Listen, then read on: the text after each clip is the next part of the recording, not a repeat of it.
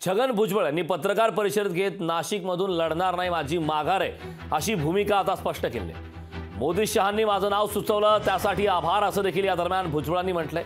मात्र महायुतीतला हा तिढा सुटला पाहिजे अशी आशा देखील या दरम्यान भुजबळांनी व्यक्त केली आहे। नाशिकच्या जागेबाबत तातडीने निर्णय घ्यावा।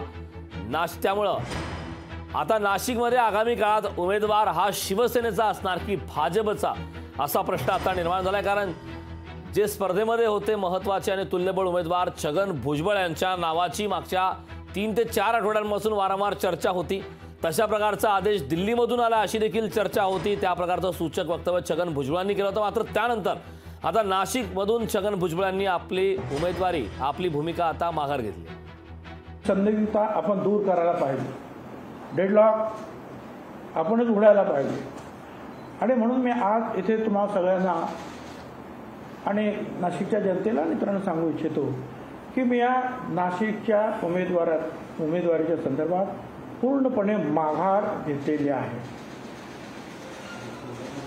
मी या निवडणुकीतून माघार घेतलेली आहे। मोदी साहेबांचे तिकडे 3 आमदार बीजेपीचे आहेत, त्यांनी सुद्धा सांगितलं की मोदी साहेबांचे हात आम्हाला बळकट करण्यासाठी आम्ही तुम्हाला निश्चितपणे जे आहे पाठिंबा देणार, परंतु हा तिढा जो आहे हा कुठेतरी सुटला पाहिजे आणि कामाला लागलं पाहिजे। लोकशाही मराठी ऐका, पहा, जागरूक रहा।